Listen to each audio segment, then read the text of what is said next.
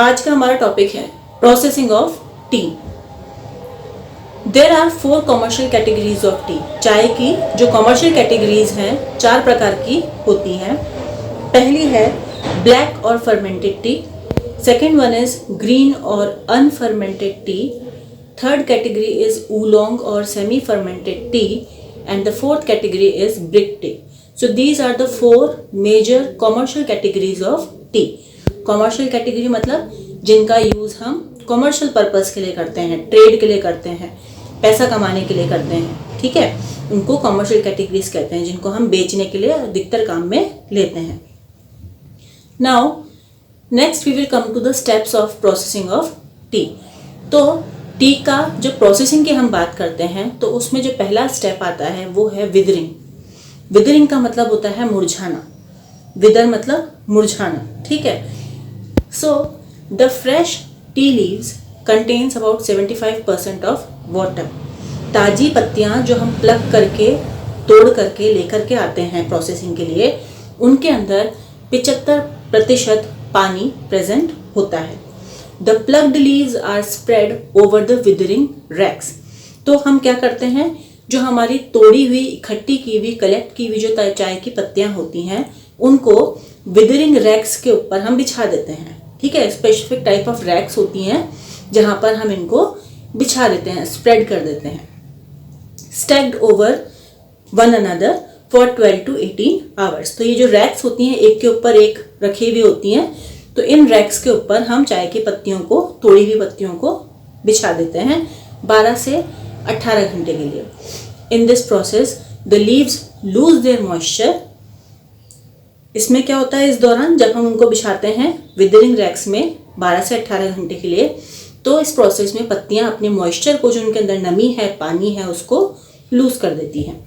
Sometimes heated air is forced over the racks if atmosphere is humid. कभी कभी अगर तापमान में ह्यूमिडिटी हो, मॉइस्चर हो, तो उस दौरान जो गर्म हवा है, हीटेड एयर है, उसको हम फोर्सफुली रैक्स में डालते हैं पत्तियों को सुखाने के पर्पस के लिए।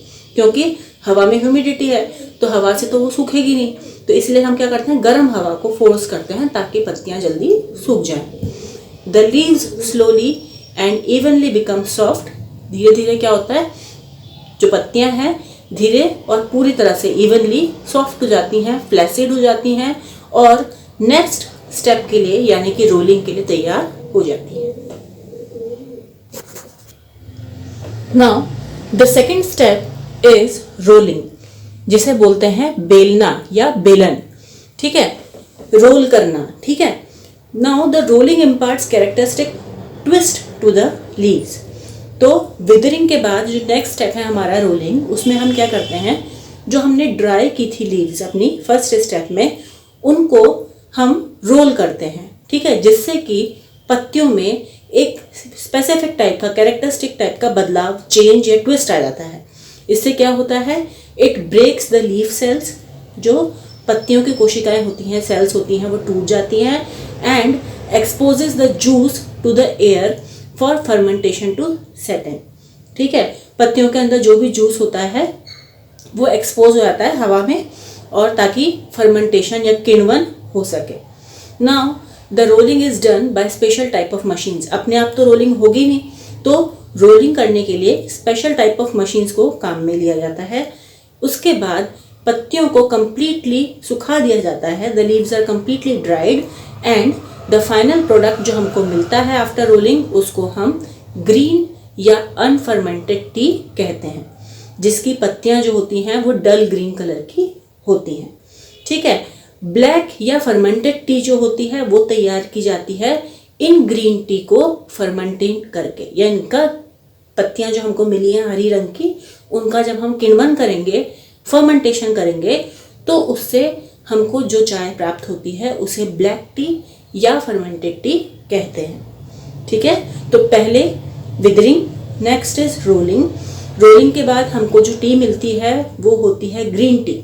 इसे हम अनफर्मेंटेड टी भी कहते हैं, जिसकी पत्तियां डल ग्रीन कलर की होती हैं।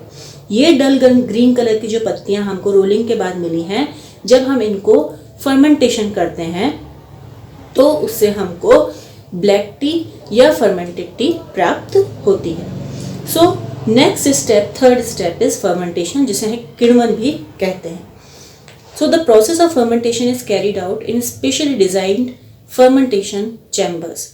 ठीक है, अब फर्मेंटेशन अपने आप तो होगा नहीं, तो फर्मेंटेशन करने के लिए हमको स्पेशल टाइप के फर्मेंटेशन चैम्बर्स की आवश्यकता पड़ती है, जहाँ पर टेम्परेचर, ह्यूमिडिटी और एयर सर्कुलेशन को हम हमारे अनुसार रेगुलेट कर सके। ठीक है, since the leaves are damaged during rolling, क्योंकि हमने पहले भी बोला हमारे जो प्रीवियस स्टेप था उसमें कि जब हम रोलिंग करते हैं तो पत्तियां डैमेज हो जाती हैं, उनकी कोशिकाएं डैमेज हो जाती हैं, उनका जूस एक्सपोज हो जाता है।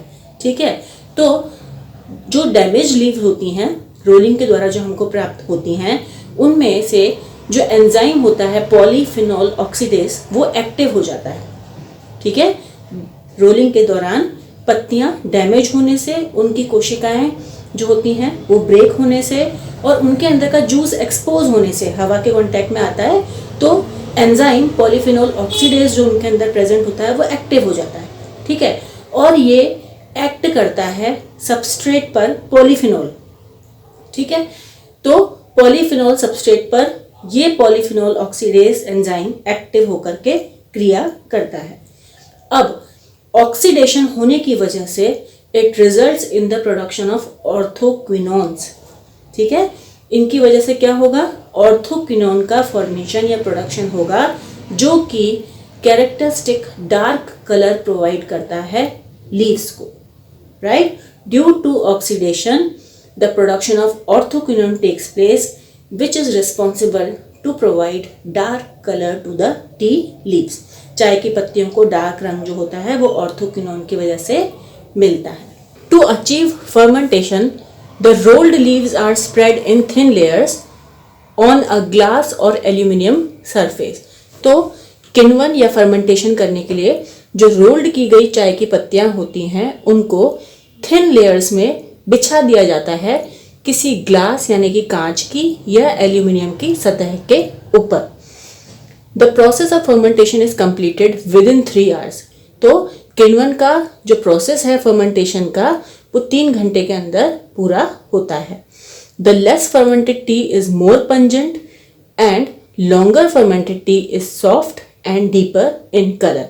जिस चाय की पत्ती का फर्मेंटेशन कम होता है वो ज़्यादा तीखी पंजेंट होती है, जबकि लॉन्गर फर्मेंटेड जो चाय की पत्तियां होती हैं जिनका किण्वन ज़्यादा देरी तक के लिए किया गया हो वो सॉफ्ट होती हैं और उनका जो रंग होता है वो ज़्यादा गहरा या डीप कलर का होता है। During fermentation the colour turns bright red. जब हम फर्मेंटेशन करते हैं, किण्वन करते हैं पत्तियों का, तो उस समय जो पत्तियों का रंग होता है वो ब्राइट रेड कलर का हो जाता है और leaves develop a characteristic aroma and flavour. और पत्तियों में कैरेक्टरिस्टिक अरोमा यानी कि स्मेल और टेस्ट, फ्लेवर डेवलप हो जाता है। The next step is drawing. तो फर्मेंटेशन के बाद में, after fermentation when the leaves change their colour, जब पत्तियों का कलर चेंज हो जाता है, वो ब्राइट रेड कलर की हो जाती हैं, they are subjected to dry. तो उसके बाद उनको सुखा दिया जाता है। The main aim of drying is to stop the process of fermentation and to reduce the amount of moisture present। तो ड्राई करने का जो मुख्य उद्देश्य होता है वो ये होता है कि अगर पत्तियों के अंदर मॉइस्चर होगा तो उनमें फर्मेंटेशन की क्रिया होती रहेगी कंटिन्यू। तो अगर हमको फर्मेंटेशन की प्रोसेस को रोकना है तो हमें पत्तियों में से मॉइस्चर को हटाना पड़ेगा, जो कि ड्राई करके पॉसिबल हो सकता है। तो मेन एम ड्राइंग का होता है कि फर्मेंटेशन के किण्वन की जो प्रोसेस है उसको रोक दिया जाए ताकि मॉइस्चर जो पत्तियों के अंदर है उसको कम कर दिया जा सके। The drawing is done in specially constructed ओवन्स। अब ड्राई करने के लिए पत्तियों को हमें स्पेशली कंस्ट्रक्ट किए हुए ओवन्स की आवश्यकता पड़ती है। The fermented leaves are exposed to a current of hot air at 90 to 100 degree Celsius for 20 to 25 minutes. Fermented पत्तियों को गर्म हवा का झोंका दिया जाता है 90 से 100 डिग्री सेल्सियस टेम्परेचर पर 20 से 25 मिनट के लिए। ठीक है, ड्राई करने के लिए। Now the careful regulation of temperature is essential. अब 90 से 100 डिग्री सेल्सियस अगर हम देंगे 20 से 25 मिनट के लिए, तो इस दौरान हमको रेगुलेशन भी करना पड़ता है पत्तियों का। बहुत बारीकी से हमको ध्यान रखने की आवश्यकता पड़ती है टेम्परेचर को। क्यों? क्योंकि अगर एक्सेसिव हीट हम पत्तियों को देंगे तो उससे पत्तियां जो है वो सॉर्च हो जाएंगी, मुरझा जाएंगी, बिल्कुल बेकार हो जाएंगी। लेकिन अगर टेम्परेचर कम हो जाता है, कमी पड़ जाती है, तो उसकी वजह से ड्राइंग भी प्रॉपर नहीं हो पाएगी। तो दोनों केसेस में हमको वो क्वालिटी नहीं मिलेगी जो मिलनी चाहिए। So careful regulation of temperature is very important. That is 90 to 100 degree Celsius temperature ही होना चाहिए और 20 से 25 मिनट के लिए ही दिया जाना चाहिए, ताकि ना तो वो ज़्यादा हो और ना वो कम हो। क्योंकि अगर ज़्यादा टेम्परेचर होगा तो उससे पत्तियां जो हैं वो एक्सेसिव हीट होने की वजह से खराब हो जाती हैं, डिस्टॉर्ट हो जाती हैं, सॉर्चिंग हो जाएगी पत्तियों की। और अगर टेम्परेचर कम हुआ तो ड्राइंग प्रॉपर्ली नहीं हो पाएगी। तो both these conditions will not be beneficial. Now, when the dried with care, अगर हम पत्तियों को अच्छी केयरफुली रेगुलेशन के द्वारा सुखाते हैं, the product is brisk and pungent with a typical black appearance. ठीक है, ब्रिस्क रंग की और पंजेंट स्मेल वाली हमको चाय मिलती है अगर हम उसको प्रॉपरली केयरफुली रेगुलेट करके ड्राई करते हैं तो। और इन पत्तियों की, स्पेशली ड्राइड पत्तियां जो होती हैं, उनकी अपीयरेंस जो होगी वो काले रंग की हमको नजर आती है। Oolong tea is partially fermented product. ठीक है, ऊलोंग टी जो होती है उसको पार्शियल फर्मेंटेड प्रोडक्ट कहा जाता है, जो कि इंटरमीडिएट होता है between green tea and black T. ठीक है, दोनों के बीच का, ग्रीन टी और ब्लैक टी के बीच में जो हमको चाय मिलती है उसको ऊलोंग टी कहते हैं, जो कि एक पार्शियली फर्मेंटेड प्रोडक्ट है। Having flavour of the former, उसका जो फ्लेवर होता है, टेस्ट होता है, वो तो किसकी तरह होगा? ग्रीन टी की तरह। और जिसका कलर कैसा होगा? ब्लैक टी की तरह। तो दोनों का ये इंटरमीडिएट होता है। Whereas brick tea is prepared from the waste left after the preparation of black and green tea. Brick tea को प्रिपेयर किया जाता है उस कचरे में से, उस वेस्ट में से, जो कि ब्लैक टी और ग्रीन टी के बनने के बाद में बचता है, उससे ब्रिक टी प्रिपेयर की जाती है। Now next step is grading and sorting. Now छांटना, ग्रेड करना और उसको सॉर्टिंग करना। The T is obtained after drawing, जो हमको चाय मिलती है सुखाने के बाद, ड्राई करने के बाद। It consist of intact leaves, उसमें पूरी की पूरी कंप्लीट पत्तियां होती हैं। And there small and larger pieces, तो उसमें पूरी साबुत पत्तियां भी होती हैं, उनके छोटे छोटे टुकड़े भी होते हैं, बड़े टुकड़े भी होते हैं। ठीक है, hence it's grading and sorting is necessary from commercial point of view. तो अगर हमें कॉमर्शियल पॉइंट ऑफ व्यू से देखना हो तो उनकी ग्रेडिंग और सॉर्टिंग की जानी जरूरी हो जाती है। It is graded on mechanically oscillated seeds, तो ग्रेडिंग करने के लिए चाय की पत्तियों की मैकेनिकली ऑसिलेटेड छन्नियों को, सीव्स को काम में लिया जाता है। Where the leaves of different sizes are separated, तो उस सीव में क्या होगा कि अलग अलग साइज की पत्तियां, चाहे वो साबुत हैं, चाहे वो थोड़ा बड़े साइज की हैं, टुकड़े हैं, या फिर छोटे छोटे टुकड़े हैं, छोटे साइज के टुकड़े हैं, उनकी सॉर्टिंग हो जाती है। ठीक है, now these are the following major grades of tea. तो उनके साइज के अकॉर्डिंग जब हम उनको ग्रेड करते हैं तो उस बिहाफ पे जो मेजर ग्रेड्स होती हैं टी की, जिनको कॉमर्शियल पॉइंट ऑफ व्यू से इंपॉर्टेंट कहा जाता है, उनमें आती हैं, पहले नंबर की होती है ब्रोकन ऑरेंज पीको, जिसे BOP कहते हैं। नेक्स्ट ग्रेड आता है flowery broken orange pekoe, FBOP का। Third grade is broken pekoe, that is BP। Next is orange pekoe, that is OP। Next is flowery pekoe, that is FP। Next broken orange pico phalanx, that is BOPF, and the last one is phalanx and dust. ठीक है, so these 7 are the major grades of tea that are sorted after grading of tea leaves. Next is quality of tea. So the quality of tea depends upon the variety of bush and agroclimatic condition. किस तरह की उसकी झाड़ है चाय की, और वहाँ का एग्रोक्लाइमेटिक कंडीशन क्या है, उस पे चाय की क्वालिटी डिपेंड करती है।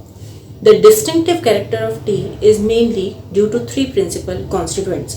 तो विशिष्ट कैरेक्टर जो होता है चाय का वो 3 प्रिंसिपल कॉन्स्टिट्यूएंट्स की वजह से होता है, जो कि हैं essential oils, alkaloidal fraction and polyphenols.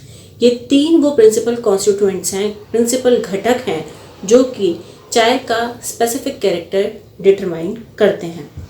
The aroma and flavour of tea is due to presence of an ethereal oil thiol. तो चाय का जो फ्लेवर होती है और उसकी खुशबू होती है वो इथेरियल ऑयल, एक स्पेसिफिक टाइप का इथेरियल ऑयल है जिसे थियोल बोलते हैं, उसकी वजह से एरोमा और फ्लेवर चाय में होता है। The stimulatory and refreshing properties जो चाय की होती हैं वो कैफीन एल्कलॉइड की वजह से होती हैं, और जो कड़वापन होता है, बिटरनेस होता है चाय के अंदर, और जो उसकी एस्ट्रिंजेंट प्रॉपर्टीज होती हैं वो पॉलीफिनॉल्स, जिनको टेनिन्स कहते हैं, specific type of polyphenol that are tannins की वजह से देखा जाता है। और अगर हम केमिकल कंपोजिशन की बात करें तो केमिकली टी कंसिस्ट ऑफ 2.5% थीन। 2.5% चाय के अंदर थीन पाया जाता है और 13 to 18% polyphenols and essential oils present होते हैं। इन एडिशन थीन और पॉलीफिनॉल्स एंड एसेंशियल ऑयल्स के अलावा चाय में कई प्रकार के बीटा कॉम्प्लेक्स विटामिन्स प्रेजेंट होते हैं एंड निकोटिनिक एसिड भी पाया जाता है, जो कि एस्ट्रिंजेंट होता है, स्टाइमुलेंट होता है, डायूरेटिक होता है एंड नर्वाइन होता है।